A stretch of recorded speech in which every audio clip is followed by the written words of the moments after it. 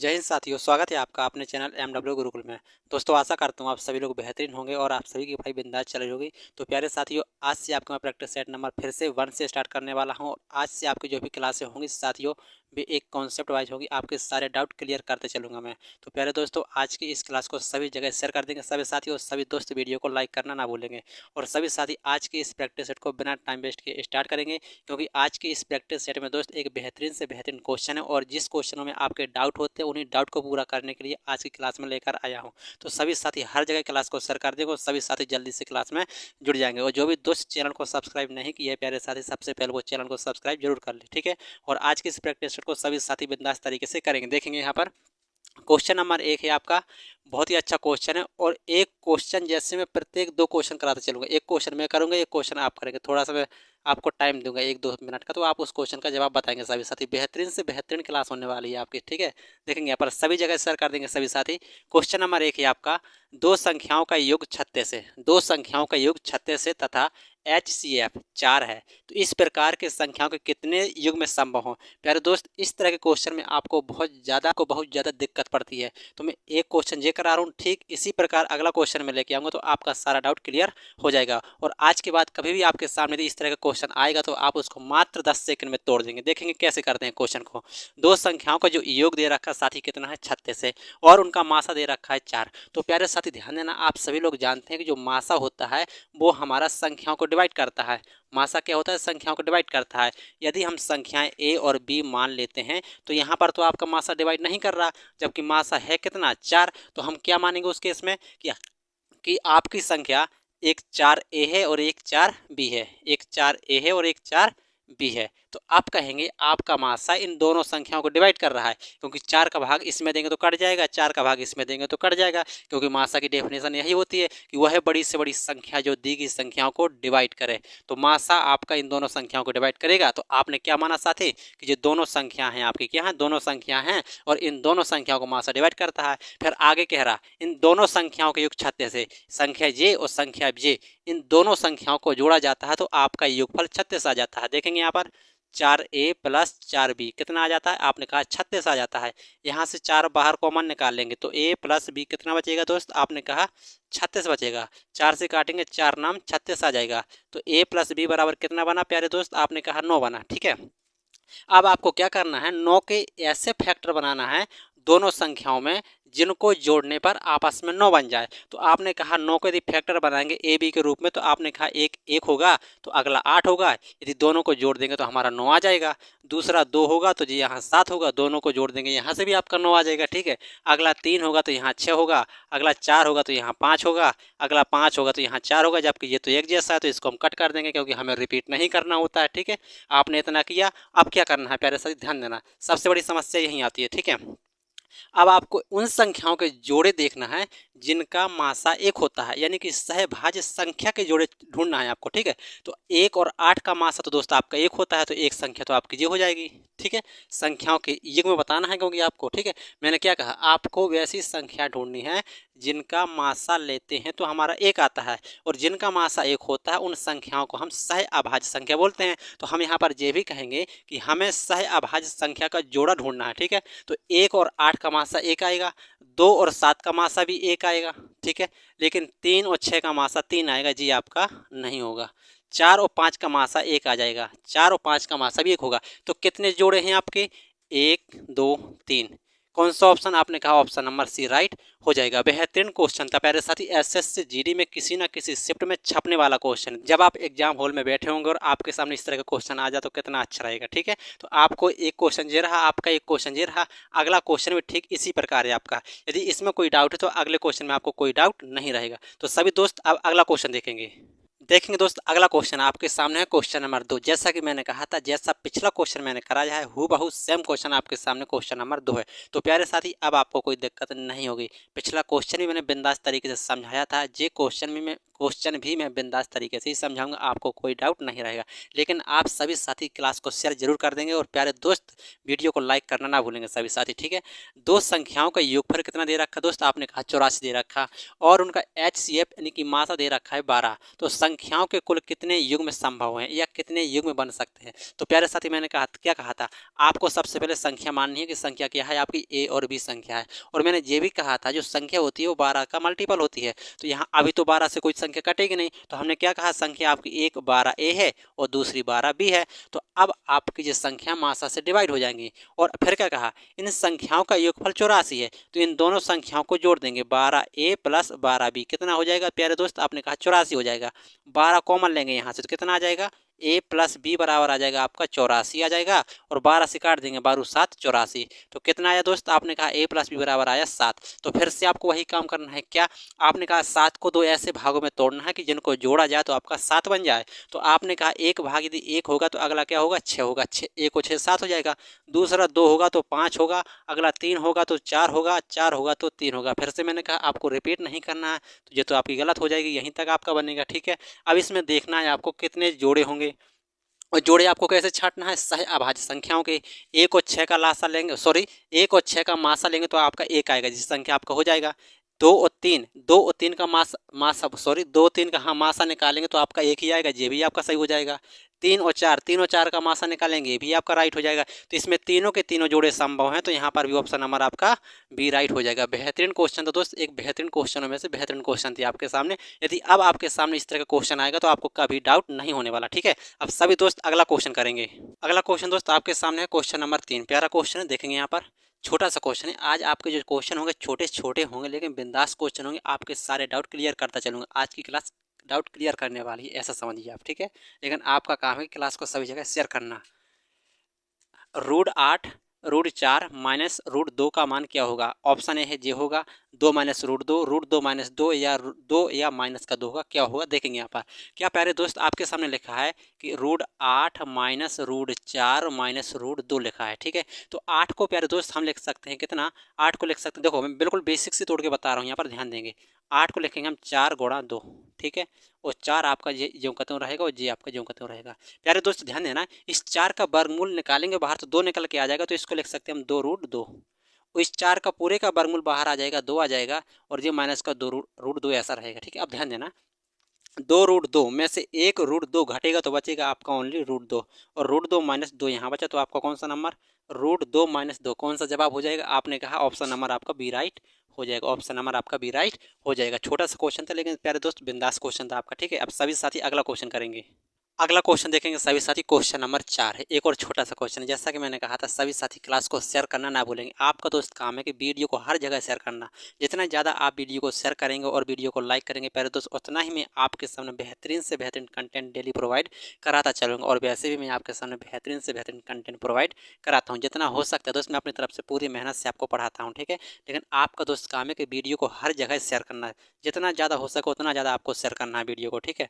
देखेंगे यहाँ पर क्वेश्चन नंबर 4 है, 200 पूरा रूट में है, रूट के अंदर है 248, फिर रूट के अंदर 52 है, प्लस रूट के अंदर 44। तो इसका आपको मान पूछा है, बहुत बार पूछा जाता है प्यारे साथी, इस तरह का क्वेश्चन बहुत बार पूछा जाता है। देखना SSC GD UP police PAT वगैरह हर किसी ना किसी एग्जाम में इस तरह का क्वेश्चन पूछा जाता है। तो आपको इस तरह के क्वेश्चन को पीछे से सॉल्व करना होता है और पीछे एक संख्या ऐसी होती है जिसका पूरा का पूरा यानी कि परफेक्ट वर्गमूल होता है, परफेक्ट वर्गमूल होता है। ध्यान देना, देखेंगे यहाँ पर यदि हम 144 को देखते हैं प्यारे साथी, 144 का वर्गमूल होता है 12। ये 12 बाहर निकलेगा तो यहाँ पर 12 इसमें जुड़ जाएगा, ठीक है। यदि 12 इसमें जुड़ जाएगा तो 52 और 12 हो जाएगा प्यारे साथी 64। कितना आ जाएगा 64, और ये आपका अंडर रूट के अंदर रहेगा।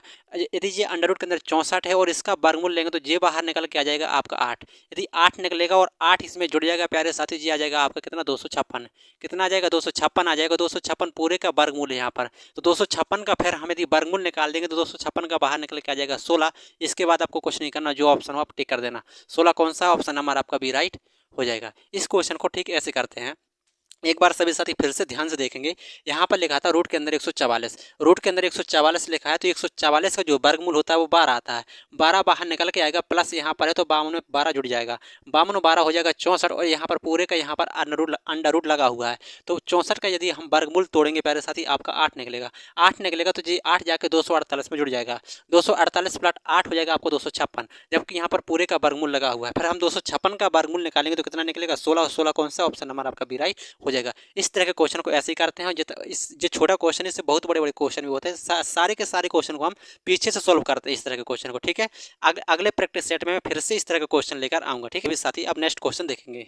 अगला क्वेश्चन देखिएगा सभी दोस्त, क्वेश्चन नंबर आपका 5, बेहतरीन क्वेश्चनों में से एक क्वेश्चन आपके सामने है, देखेंगे यहाँ पर 10 संख्याओं का औसत 7 है, 10 संख्याओं का औसत 7 है, यदि प्रत्येक संख्या को 12 से गुणा किया जाए तो प्राप्त होने वाली नई संख्याओं का औसत कितना होगा। प्यारे दोस्त ध्यान देना, बहुत ही अच्छा क्वेश्चन है। इस क्वेश्चन को करते कैसे हैं, इसमें कहा है 10 संख्याएं थी, 10 संख्याएं थी और उनका औसत 7 था, फिर कह रहे थे प्रत्येक संख्या को 12 से गुणा किया जाता है तो औसत कितना होगा। ध्यान देना सभी साथी, जब भी आपके सामने कहे कि इतनी संख्या है औसत इतना है, फिर इतने का गुणा किया जाता है, तो जितने का गुणा संख्या में किया जाता है उतने का गुणा आपका औसत में भी हो जाता है, जितने का भाग आपका संख्या में दिया जाता है उतने का ही भाग आपका औसत में हो जाता है, ठीक है। आपको इतना ध्यान देना है।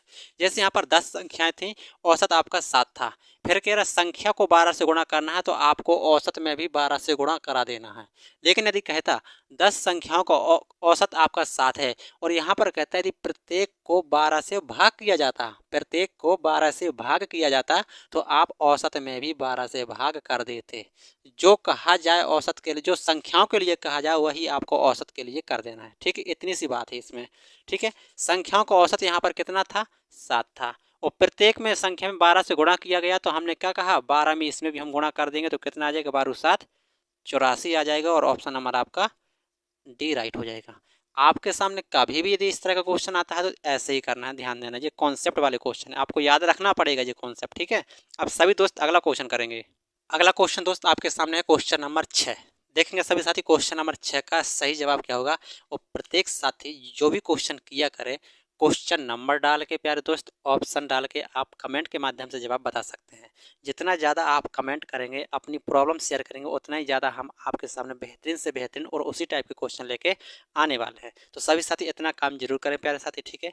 आप इतना तो कर सकते हैं। क्वेश्चन नंबर 6 का सभी दोस्त देखेंगे यहाँ पर जवाब क्या होगा। 25 परीक्षा फल का औसत 18 है, इसमें से प्रथम 12 का जो औसत है वो 14 है और तथा आखिरी 12 का औसत 17 है, तो 13वां परीक्षाफल क्या होगा। प्यारे दोस्त एक बेहतरीन क्वेश्चन है, सभी भाई मेरे दोस्त ध्यान से देखेंगे, यहाँ पर अच्छा क्वेश्चन है। 25 परीक्षा फल का औसत 18 है, यहाँ पर कितने हैं 25 परीक्षा फल का औसत 18 है, तो ध्यान देना औसत का संख्या में गुणा कर देते हैं, हमारा योग निकल के आ जाता है, कितना आएगा देखेंगे 18 पंचे 90 0 9 हासिल, 18 दूना 36 36 9 हो जाएगा आपका 45 यानी कि 450। फिर कह रहा प्रथम 12 का जो औसत है वो 14 है, ध्यान देना प्रथम 12 का औसत 14 है। फिर से वही बात, यहाँ पर औसत का संख्या में गुणा करेंगे योग निकलेगा, कितना निकलेगा देखेंगे यहाँ पर 12 चौक 48 की 8 हाथ से लाइन 4, 12 कम 12 12 4 16 168 यहाँ आ जाएगा। आगे क्या बोल रहा 12 संख्या यानी कि आखिरी 12 संख्याओं का औसत 17 है, देखो यहाँ पर आखिरी 12 का औसत कितना है 17, इसका गुणा कराओ 17 दूना 34 की 4 हासिल 3, 17 कम 17 3 20 यानी कि 204।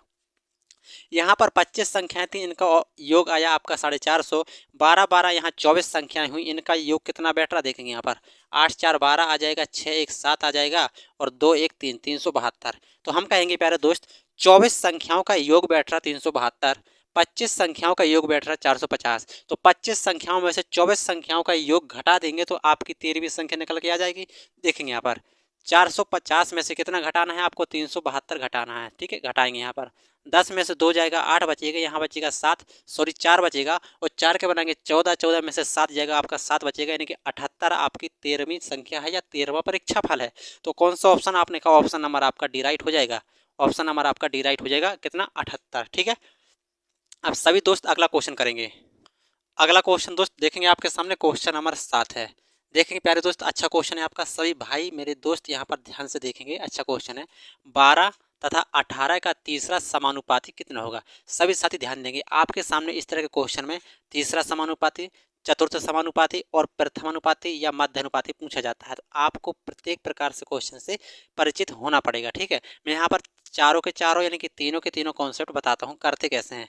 यदि आपसे कहा जाए मध्यानुपाती तो क्या करेंगे आप, करेंगे देखिए, देखो आपके सामने दो संख्या लिखी है ए और बी। यदि आपके सामने कहा जाए मध्यानुपाती में क्या करना है, तो क्या करना है दोस्त, ध्यान से देखेंगे, इन दोनों का गुणा करा के वर्गमूल निकाल देंगे, आपका मध्यानुपाती हो जाएगा। मैं लिख नहीं रहा, मैं बोल रहा हूँ, ध्यान देना कौन सा मध्यानुपाती है, कौन सा तृतीय अनुपाती है, कौन सा चतुर्थ अनुपाती, ध्यान देना जी। आपका क्या मध्यानुपाती है। यदि आपसे कहा जाता है तृतीय अनुपात कितना होगा, इन दोनों संख्याओं का तृतीय अनुपात कितना होगा, तो आप कहेंगे लास्ट वाली संख्या का वर्ग कर देंगे और पहले से भाग कर देंगे, तो जी आपका आ जाएगा तृतीय अनुपात आ जाएगा। क्या आ जाएगा, तृतीय अनुपात आ जाएगा, ठीक है। ये मध्य अनुपात, ये तृतीय अनुपात। और जब भी आपसे चतुर्थ अनुपात पूछेगा तो उस केस में आपकी तीन संख्या दी जाएंगी, ए बी सी, तीन संख्या दी जाएंगी। मध्य अनुपात और तृतीय अनुपात में दो संख्या देगा, कुछ ना कुछ पूछेगा, ठीक है। जब भी आपसे चतुर्थ अनुपात पूछा जाएगा ना, तो वहां पर लास्ट की दोनों संख्याओं को क्या कहेगा, लास्ट की दोनों संख्याओं का आपको गुणा करने पड़ेगा, बी गुणा सी आ जाएगा और प्रथम संख्या से भाग कर देना, ये आपका चतुर्थ अनुपाती हो जाएगा। तो मध्य अनुपाती, तृतीय अनुपाती और चतुर्थ अनुपाती। जब आपसे मध्य अनुपाती पूछेगा दो संख्या देगा, जब आपसे तृतीय अनुपात पूछेगा तो भी दो संख्या देगा, जब आपसे चतुर्थ अनुपात पूछेगा ना, तो वहां पर आपसे आपसे आपको ए बी सी तीन संख्या देगा और आपसे चतुर्थ अनुपाती पूछा जाएगा, ठीक है। तो इसको मैं थोड़ा सा यहाँ पर मिटाता हूँ, ठीक है, आपको ध्यान देना। देखना, आपसे यहाँ पर पूछा है 12 और 18 का तीसरा अनुपात के लिए ये करना है, यानी कि लास्ट वाली संख्या का बर कर देना है। या 18 गुणे हो जाएगा 18 और नीचे आ जाएगा आपका 12, तो काट लेंगे, 6 दूना 12 आ जाएगा, 6 तिया 18 आ जाएगा, 2 से 18 को काटेंगे 9 बार में आ जाएगा और 9 तिया 27 आ जाएगा। तो इसका तीसरा अनुपात कितना आया साथी, आपने कहा 27 आया। ऑप्शन नंबर आपका सी राइट हो जाएगा। ध्यान देना, आपके सामने कभी भी इस तरह का क्वेश्चन पूछा जा सकता है, ठीक है। अब सभी दोस्त अगला क्वेश्चन करेंगे। अगला क्वेश्चन देखेंगे दोस्त, क्वेश्चन नंबर 8 है आपके सामने, ध्यान से देखेंगे प्यारे साथी। यदि कोई व्यक्ति अपनी हानि को विक्रय मूल्य 20% अनुमानित करता है, यानी कि हानि का विक्रय मूल्य, हानि को, ध्यान देना, अच्छा क्वेश्चन, कुछ नहीं है। यदि कोई व्यक्ति अपनी हानि को विक्रय मूल्य का 20% अनुमानित करता है, तो आपसे पूछा जा रहा उसकी हानि परसेंट कितनी थी। बेहतरीन क्वेश्चन है साथी, आपके सामने कंफ्यूज करने वाला क्वेश्चन। ध्यान देना, अपनी हानि को विक्रय मूल्य का 20% अनुमानित करता है, ध्यान देना, वर्ड पकड़ना इसको, ठीक है, विक्रय मूल्य का। तो प्यारे साथी हम ध्यान देंगे 20% का जो फ्रैक्शन होता है वो होता है 1/5। कितना आता है, 1/5। यदि विक्रय मूल्य का है तो हम कहेंगे जो 5 है हमारा, 5 हमारा एसपी बनेगा, यानी कि विक्रय मूल्य बनेगा। और हानि हो रही 1 की, यदि हानि 1 की हो रही है और हानि 1 की होने पर विक्रय मूल्य 5 बन रहा है, तो आप उस केस में कहेंगे 6 हमारा क्या रहा होगा, सीपी होगा। तभी तो अगर 6 क्रय मूल्य है और 1 की हानि होगी तभी तो हमारा 5 विक्रय मूल्य बनेगा। तो उसी के आधार पर हमने 20% का फ्रैक्शन तोड़ा, 1/5 आया, 5 आपका विक्रय मूल्य, 1 की हानि हो रही तो 6 हमारा एसपी हो जाएगा, ठीक है। फिर आपसे पूछा है कि उसकी हानि परसेंट बताना, क्या बताना, हानि परसेंट बताना है, हानि परसेंट, ठीक है। और यहाँ पर कितना, हानि कितने की हो रही, आपने कहा हानि तो 1 की हो रही, हानि तो 1 की हो रही। और हानि होती किस में है, लाभ होता किस में है, आप कहेंगे क्रय मूल्य पर। क्रय मूल्य कितना है प्यारे साथी, आपने कहा 6, हानि 1 की हुई, 6 पर हुई, कितना परसेंट हुआ, तो 100 का यहाँ गुणा कराएंगे, 2 से काटेंगे 3, 2 से काटेंगे आएगा 50, तो आ जाएगा आपका 50/3। 50/3 कौन सा ऑप्शन, आपने कहा ऑप्शन नंबर आपका डी राइट हो जाएगा। बेहतरीन क्वेश्चन था दोस्त, कन्फ्यूज करने वाला क्वेश्चन था कि किसको हम क्रय मूल्य माने और किसको विक्रय मूल्य माने, ठीक है। तो अब आपको कोई कन्फ्यूजन नहीं रहा होगा, सारा का सारा यहाँ पर क्लियर हो गया होगा, ठीक है। अब सभी दोस्त अगला क्वेश्चन करेंगे। अगला क्वेश्चन दोस्त आपके सामने क्वेश्चन नंबर 9, एक और दोस्त प्यारा सा क्वेश्चन है, ठीक उसी प्रकार का, थोड़ा सा हटके क्वेश्चन है, थोड़ा सा हटके क्वेश्चन है, लेकिन बेहतरीन क्वेश्चन है। यहाँ पर देखेंगे, यहाँ पर किसी वस्तु को लागत मूल्य पर 20% का लाभ होता है, लागत मूल्य पर 20% का लाभ होता है, बिक्री मूल्य पर लाभ का परसेंट कितना होगा। यानी कि शुरुआत में दे रखा है कि लागत मूल्य पर 20% लाभ, तो फिर आपसे पूछा जा रहा है कि फिर बिक्री मूल्य यानी कि विक्रय मूल्य पर कितना परसेंट का लाभ होगा। जबरदस्त क्वेश्चन है, क्वेश्चन नंबर 9। देखेंगे यहाँ पर 20%, फिर से यहाँ पर 20% का फ्रैक्शन कितना पर बनाएंगे प्यारे साथी, आपने कहा इसका फ्रैक्शन तो 1/5 होता है। तो यदि 5 होता है तो यहाँ पर 5 आपका सीपी है, क्या है, क्रय मूल्य है। लाभ हो रहा है तो 1 का लाभ हो रहा है तो 6 हमारा क्या बन जाएगा, एसपी बन जाएगा, 6 क्या बन जाएगा, एसपी। लाभ तो 1 ही का हो रहा है, लाभ जब 1 ही का हो रहा है, लाभ जब 1 रुपये का ही हो रहा है, अब निकालना किस पर है, उसने कहा विक्रय मूल्य पर बताओ। यदि 1 का लाभ हो रहा है तो विक्रय मूल्य कितना है, 6, तो 6 पर कितने का होगा और कितना परसेंट होगा, आपको ये बताना है। यहाँ पर आपको ये बताना, देखें फिर से वही जवाब आएगा, 2 से काटेंगे 3 आ जाएगा, 2 से काटेंगे 50 आ जाएगा, 50/3। 50/3 का मतलब होता है दोस्त 16 सही 2/3%। 16 सही 2/3%। ऑप्शन नंबर आपका यहाँ पर ए राइट हो जाएगा। ऑप्शन नंबर आपका ए राइट हो जाएगा। ठीक है, अब सभी साथी अगला क्वेश्चन करेंगे। देखिए दोस्त, अगला क्वेश्चन है आपका क्वेश्चन नंबर 10। बिंदास क्वेश्चन है, सभी साथी ध्यान से पढ़ेंगे और बिंदास होकर इसका जवाब बताएंगे। देखेंगे यहाँ पर, किसी वस्तु के लिए 25% छूट पर 25% छूट पर लाभ 25% है, तो यदि छूट 10% हो तो लाभ कितना होगा। प्यारे साथी एक बार फिर से देखेंगे, फिर से पढ़ते हैं क्वेश्चन।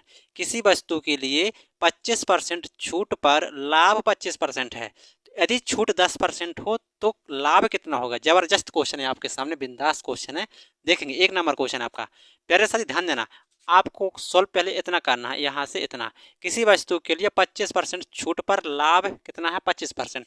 ध्यान देना, सीपी और एमआरपी का जो रेशियो बनेगा, क्या बनेगा, देखो सीपी के लिए आपको लेना है छूट वाला, और छूट जो होगी वो 100 से घटा के आएगी। लाभ जो होगा वो 100 से बढ़ा के होगा। हानि जो होगी वो 100 से घटा के आएगी। इतनी बात तो आप सभी लोग जानते हैं। ठीक है, और ध्यान देना, छूट के लिए हम सीपी लेंगे और लाभ के लिए हम एमआरपी लेंगे। तो छूट कितने की हो रही, 25% की, तो कितना बचेगा, 75 बचेगा। 100 में से घटा के लिखना है। ठीक है, लाभ कितने का हो रहा, 25% का, तो 100 से बढ़ा के, तो एमआरपी कितना आ जाएगा, 125 बन जाएगा। ठीक है, 25 से काट लेंगे, 25 थी 75 और 25 पंचे 125, 3:5, यानी कि क्रय मूल्य आपका 3 था और अंकित मूल्य आपका 5 था। ठीक है, आगे हमने थोड़ा सा आसान करने के लिए एक एक जीरो बढ़ा दिया। ठीक है, अब कह रहा यदि छूट 10% हो, छूट तो आपकी एमआरपी पर होती है, एमआरपी है कितना, 50। यदि कह रहा छूट 10% हो तो कितने पर बेचेगा, वो 90 पर बेचेगा। कितने पर बेचेगा, 90 पर। 0 से 0, 0 से 0, कितना आया, 9×5 45। अब तुम्हारा अंकित मूल्य कितना है, 45। पहले कितना था, 50, 10% की छूट दी, कितना हुआ, 45। अब पूछ रहा कि अब लाभ कितना है।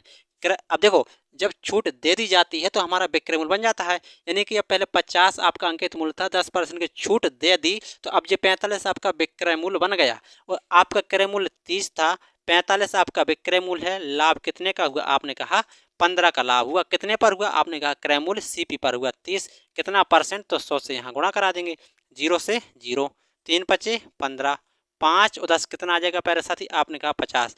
कितना परसेंट का प्रॉफिट हुआ, 50% का। तो ऑप्शन नंबर आपका यहाँ पर ए राइट हो जाएगा। जबरदस्त क्वेश्चन था आपका क्वेश्चन नंबर 10। ठीक है, तो प्यारे साथी जी, आपकी आज की यहीं पर क्लास समाप्त होगी। तो सभी साथी कमेंट के माध्यम से बताएंगे कि आपको आज की क्लास कैसी लगी, और सभी साथी क्लास को दूर दूर तक शेयर करना ना भूलेंगे। और जो भी साथी वीडियो देख रहा है वो सभी दोस्त वीडियो को लाइक करना ना भूलेंगे। तो प्यारे साथी, आज की हम क्लास को यहीं पर समाप्त करेंगे, फिर मिलेंगे अगले वीडियो में और बेहतरीन क्वेश्चनों के साथ मिलेंगे। तो प्यारे दोस्त, आज के लिए इतना ही। धन्यवाद सभी दोस्तों को।